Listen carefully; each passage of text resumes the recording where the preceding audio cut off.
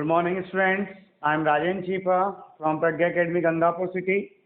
कुछ दिनों से तबीयत थोड़ी सी खराब होने के कारण आपके पास वीडियो नहीं पहुंचा पाए, फिर दोबारा से आज से हम वीडियो बना रहे हैं आपके लिए दोबारा से। तो देखिए, आपका स्टीरियोकेमिस्ट्री नाम का चैप्टर तो कंप्लीट हो गया। अब हम पढ़ रहेंगे आज से फिजिकल और ऑर्गेनिक साथ साथ चलेगी हमारे। तो आज हम फिजिकल केमिस्ट्री के 3 लेक्चर आएंगे एक वीक में, और ऑर्गेनिक केमिस्ट्री के भी 3 लेक्चर आएंगे। फिजिकल केमिस्ट्री में हम चैप्टर स्टार्ट कर रहे हैं, उसका नाम है सॉल्यूशन। क्लियर? सॉल्यूशन ये चैप्टर मोल कंसेप्ट में भी इंक्लूड होता है, क्योंकि इसमें जो कंसंट्रेशन टर्म्स हैं वो 11th के मोल कंसेप्ट में भी आती है, और बाकी तो आप यही है। तो सॉल्यूशन क्या होता है? सॉल्यूशन हम कह दें the homogeneous mixture of 2 or more than 2 substances is known as solution। क्या बोला मैंने? homogeneous mixture of 2 or more than 2 substances, homogeneous mixture of 2 or more than 2 substances is known as solution। Clear है? Homogeneous mixture है, अभी कोई सा भी हो सकता है। होमोजीनियस का मतलब क्या होता है? एक ऐसा मिक्सचर जिसमें सारे कंपोनेंट एक ही फिजिकल स्टेट में हो, मतलब एक ही फेज में हो, तो कहलाता है आपके होमोजीनियस मिक्सचर। क्या कहलाता है? वो होमोजीनियस मिक्सचर कहलाता है। अब जनरली हम जो सॉल्यूशन की बात करते हैं, जनरली सॉल्यूशन में 2 कंपोनेंट होते हैं, मेनली 2 कंपोनेंट्स होते हैं। One is solute and second is solvent. क्या होता है? One is solute and second is solvent. Solute जो होता है ये वो कंपोनेंट है सॉल्यूशन का जो लेस अमाउंट में प्रेजेंट होता है। तो यहाँ पे क्या प्रेजेंट है? ये तो है लेस अमाउंट में है। और सॉल्वेंट क्या होता है? ये वो कंपोनेंट है जो मोर अमाउंट में प्रेजेंट होता है। तो ये मोर अमाउंट में है। यहाँ अमाउंट का मतलब ग्राम से नहीं है, अमाउंट का मतलब है मोल से, क्योंकि अमाउंट की जो यूनिट है वो है मोल। तो यहाँ पर क्या है? आपके लेस नंबर ऑफ मोल्स हैं, और यहाँ पर मोर नंबर ऑफ मोल्स हैं। मतलब जिसके मोल ज़्यादा हैं वो तो सॉल्वेंट है, और जिसके मोल कम है वो सॉल्यूट है। क्लियर? और यदि मैं छोटी डेफिनेशन देखूं, बात करूं सिंपल, तो जिसे डिसॉल्व किया जाता है वो सॉल्यूट है। क्या कहा मैंने? जिसे डिसॉल्व किया जाता है वो सॉल्यूट है, और जिसमें सॉल्यूट को डिसॉल्व किया जाता है वो सॉल्वेंट है। क्लियर? तो जिसे डिसॉल्व करते हैं वो सॉल्यूट है, और जिसमें डिसॉल्व करते हैं वो सॉल्वेंट है। क्लियर? कोई कंफ्यूजन? जैसे आपने एग्जांपल ले लिया, एग्जांपल आपने लिया 100 ग्राम शुगर और 100 ग्राम वाटर, आपने ये ले लिया। शुगर चलिए आप 100 के 1000 ग्राम ले लीजिए। तो ये नहीं सर यहाँ पर इसके ग्राम ज़्यादा है तो ये सॉल्वेंट हो गया और ये सॉल्यूट हो गया। नो, ग्राम को देखकर आपको नहीं बताना अमाउंट ज़्यादा है। अमाउंट का जो यूनिट है वो यहाँ पर मोल आएगा। तो यहाँ पर अगर मैं बात करूँ मोल्स ऑफ शुगर कितने होंगे भाई? मोल्स ऑफ शुगर, तो शुगर के मोल कितने होंगे? Mass upon molecular mass. Sugar का मॉलिक्यूलर मास कितना है? 342 है। क्लियर? और यहाँ पर कितना है? Moles of water, moles of water कितना है आपके? Mass of water upon 18। Clear? तो यहाँ पर आप देखिएगा, यहाँ पर कितना आएगा? 2.8 समथिंग आएगा, और ये जो आएगा वो 5.5 समथिंग आएगा। क्लियर? तो किसके मोल ज़्यादा है? वाटर के मोल ज़्यादा है। और जब वाटर के मोल ज़्यादा हैं, नंबर ऑफ मोल्स किसके ज़्यादा हैं? वाटर के। तो वाटर यहाँ पर सॉल्वेंट है। क्या है? वाटर यहाँ पर सॉल्वेंट है, और शुगर यहाँ पर सॉल्यूट है। मतलब शुगर को वाटर में डिसॉल्व किया गया। क्लियर? तो यहाँ पर हम कैसे पहचानेंगे सॉल्यूट कौन है, सॉल्वेंट कौन है? जो जो कंपोनेंट प्रेजेंट है उनके मोल्स निकाल लीजिए, तो जो सबसे ज्यादा मोल्स रखता है वो सॉल्वेंट है, बाकी ये सब सॉल्यूट है। कोई कन्फ्यूजन, कोई दिक्कत? अब हम बात करते हैं टाइप्स ऑफ द सॉल्यूशंस की। तो सॉल्वेंट की फिजिकल स्टेट के बेसिस पर सॉल्यूशंस को 3 टाइप्स में डिवाइड किया गया। पहला लिक्विड सॉल्यूशन, दूसरा सॉलिड सॉल्यूशन, तीसरा गैस सॉल्यूशन। लिक्विड सॉल्यूशन तो वे सॉल्यूशन होते हैं जिनमें सॉल्वेंट लिक्विड होता है, सॉलिड सॉल्यूशन वो सॉल्यूशन होते हैं जिनमें सॉल्वेंट सॉलिड होता है, और गैस सॉल्यूशन वो सॉल्यूशन होते हैं जिनमें सॉल्वेंट गैस होता है। क्लियर है? मतलब जो सॉल्यूशन की फिजिकल स्टेट है वो सॉल्वेंट की फिजिकल स्टेट के इक्वल होती है। क्लियर है? चीज सिमिलर होती है। जैसे सॉल्वेंट लिक्विड है तो सॉल्यूशन भी लिक्विड होगा, सॉल्वेंट गैस है तो सॉल्यूशन भी गैस होगा, सॉल्वेंट सॉलिड है तो सॉल्यूशन भी सॉलिड होगा। अब यहाँ पर यह सॉल्वेंट लिक्विड है तो सॉल्यूट जो है वो तीनों हो सकता है, सॉलिड भी हो सकता है, लिक्विड भी हो सकता है और गैस भी हो सकता है। क्योंकि बोलने का तरीका क्या होता है, solid in liquid, liquid in liquid और गैस इन लिक्विड। क्लियर है? सॉल्यूट को बोलते हैं सॉल्यूट इन सॉल्वेंट। तो सॉल्यूशन को बोलने का तरीका क्या है, solid in liquid, liquid in liquid, gas in liquid. तो सॉलिड इन लिक्विड का एग्जांपल है sugar in water, salt in water. Clear? Liquid in liquid का एग्जांपल है alcohol in water. Clear? Gas in liquid का example है oxygen in water. जो generally water होता है उसमें 3% ऑक्सीजन घुली होती है, वो ये वाला है। क्लियर है? Gas in liquid. फिर यहाँ पर मान लिया कि सॉल्वेंट, सॉलिड सॉल्यूशन का मतलब क्या है कि इनमें सॉल्वेंट जो है वो सॉलिड होगा और सॉल्यूट जो है वो तीनों हो सकता है, सॉलिड लिक्विड और गैस। तो यहाँ पे क्या कहेंगे, solid in solid, liquid in solid और गैस इन सॉलिड। क्लियर? तो सॉलिड इन सॉलिड का सबसे बेस्ट एग्जांपल है अलॉय। अलॉय में आपने ब्रास ले लिया, ब्रॉन्ज ले लिया, ड्यूरेलुमीन ले लिया, स्टील ले लिया, सब क्या है आपके अलॉय है। उनमें क्या है, सब सॉलिड मेटल ही मेटल है, सारे सॉलिड हैं। फिर अपन ने कहा liquid in solid. Liquid in solid जैसे आपने ले लिया जिंक अमलगम, भाई जिसके साथ भी मर्क्यूरी जुड़ता है उसे कहते हैं अमलगम। तो जिंक के साथ जुड़ा है तो zinc amalgam, sodium amalgam, copper amalgam. Clear है? तो यहाँ जिंक सॉलिड है, मर्क्यूरी लिक्विड है, सोडियम सॉलिड है, मर्क्यूरी लिक्विड है, कॉपर सॉलिड है, मर्क्यूरी लिक्विड है। तो ये हो गया लिक्विड इन सॉलिड। फिर एक होता है gas in solid. Gas in solid में क्या है कि यहाँ पर गैस डिसॉल्व है सॉलिड के अंदर, तो आपने ऐसे ले लिया NiH2, मतलब H2 इन Ni, H2 इन PD। क्लियर है ना भाई? ये आपने एग्जांपल्स ले लिया। फिर आप बात करें गैस सॉल्यूशन की, तीसरे टाइप का सॉल्यूशन गैस सॉल्यूशन। तो गैस सॉल्यूशन में आप क्या जानते हैं कि सर इनमें जो सॉल्वेंट होगा वो गैस होगा और सॉल्यूट जो है वो सॉलिड, लिक्विड और गैस तीनों में से कोई एक हो सकता है। क्लियर है? तो यहाँ पर solid in gas, liquid in gas और गैस इन गैस, ये 3 टाइप और हो गए इसमें अंदर गैस सॉल्यूशन में। तो सॉलिड इन गैस मतलब सॉलिड डिसॉल्व है गैस के अंदर, तो फाइनली सॉल्यूशन गैस जैसा दिखेगा। जैसे कैम्फर इन नाइट्रोजन, मतलब कपूर किसके अंदर, नाइट्रोजन के अंदर। दूसरा है लिक्विड इन गैस, तो क्लोरोफॉर्म इन नाइट्रोजन। क्लियर है? क्लोरोफॉर्म लिक्विड है, नाइट्रोजन गैस है। कैम्फर सॉलिड है, नाइट्रोजन गैस है। अब हम यहाँ बात करें गैस इन गैस, तो यहाँ पे आएगा एयर। क्या आएगा? एयर। एयर क्या है? Mixture of gases. तो यहाँ पर ये 3 टाइप का सॉल्यूशन है।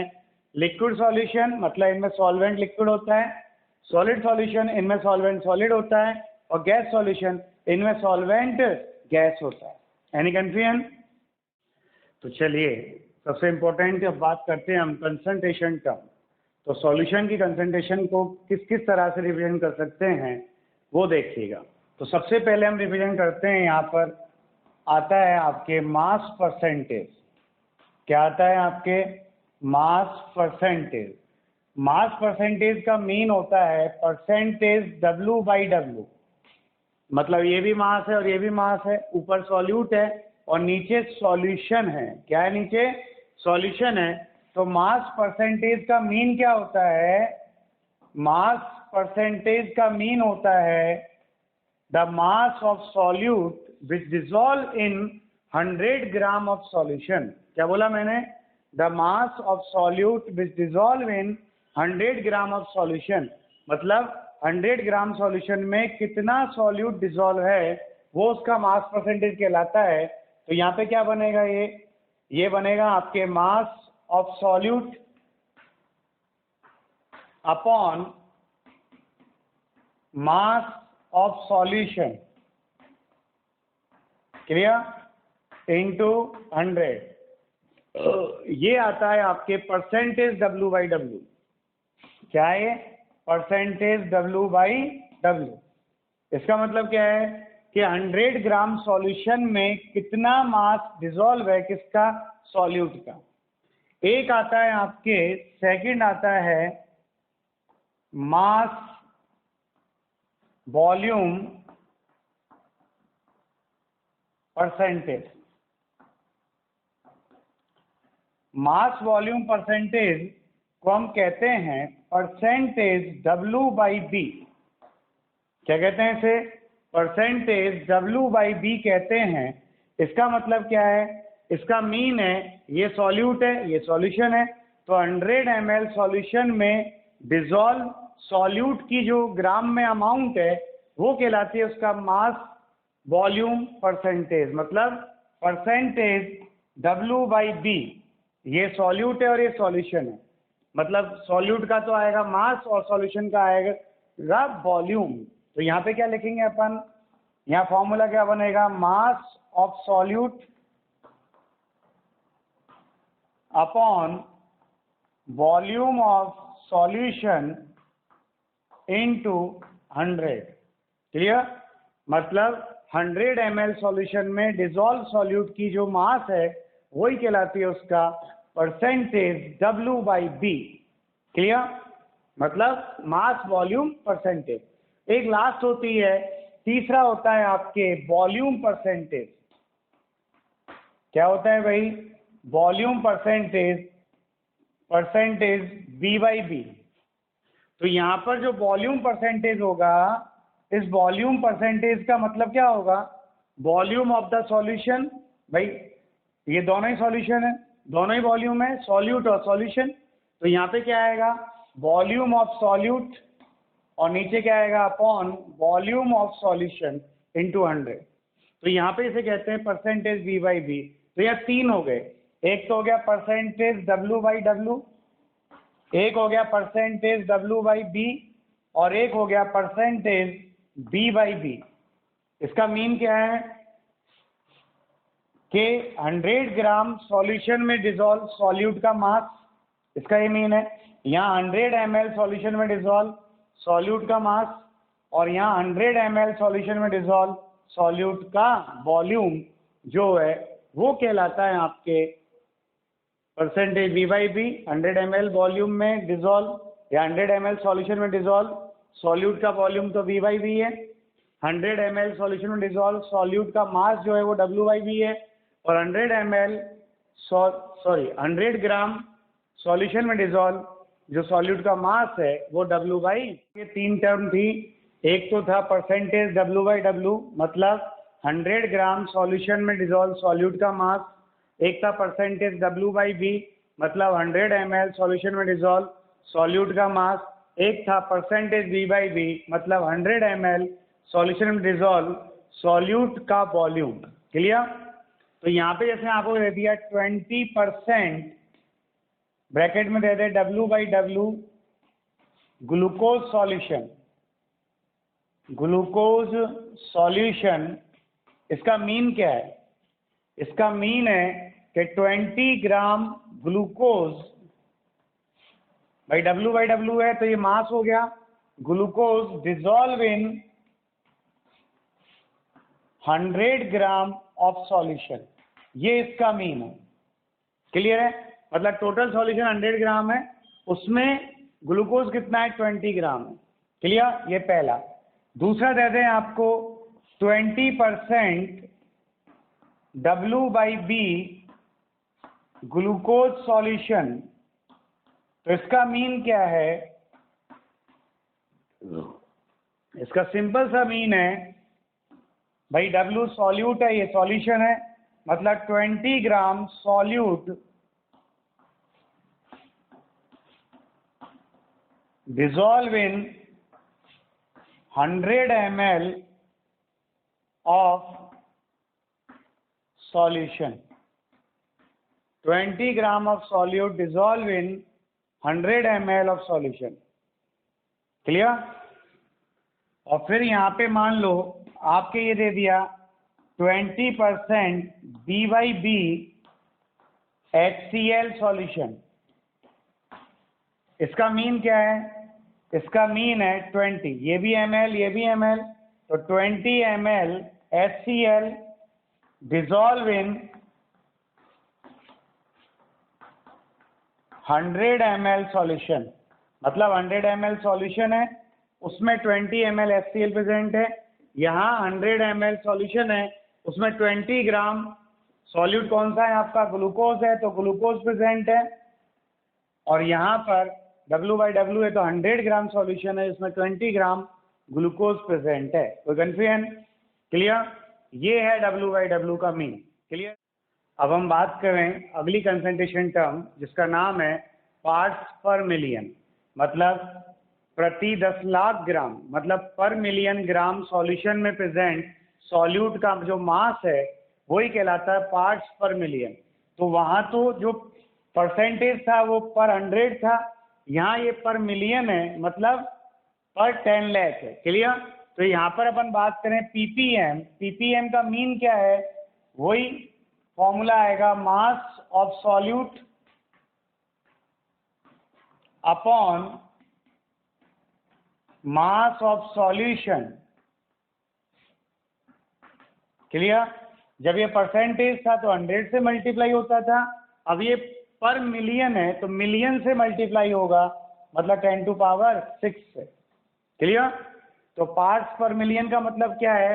इसका मतलब है 10⁶ ग्राम सॉल्यूशन में कितना सॉल्यूट डिसॉल्व है वो कहलाता है ppm, पार्ट्स पर मिलियन.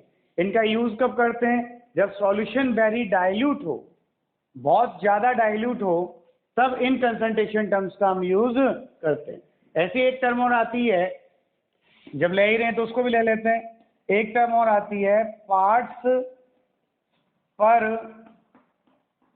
बिलियन, ppb, पार्ट्स पर बिलियन. एक टर्म ही आती है.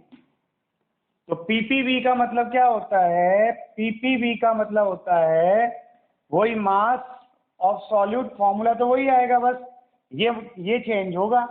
Mass of solute upon mass of solution, और कितने से मल्टीप्लाई होगा? वही 10⁹ से. कितने से मल्टीप्लाई होगा? 10⁹ से. जो बिलियन का मतलब होता है 10⁹, और मिलियन का मतलब होता है 10⁶. तो बस अगर बिलियन है तो 10⁹ से मल्टीप्लाई करना है, मिलियन है तो 10⁶ से मल्टीप्लाई करना है, परसेंट है तो 100 से मल्टीप्लाई करना है. फॉर्मूला वही है mass of solute upon mass of solution. अगर मिलियन है तो 10⁶ से मल्टीप्लाई करेंगे, बिलियन है तो 10⁹ से मल्टीप्लाई करेंगे. तो ये ppm और ppb जो यूज होते हैं, ये यूज होते हैं फॉर वेरी डाइल्यूट सॉल्यूशन. किसके लिए यूज होते हैं? वेरी डाइल्यूट सॉल्यूशंस के लिए यूज होते हैं. कोई कंफ्यूजन है? Then tell me. कोई कंफ्यूजन? चलो.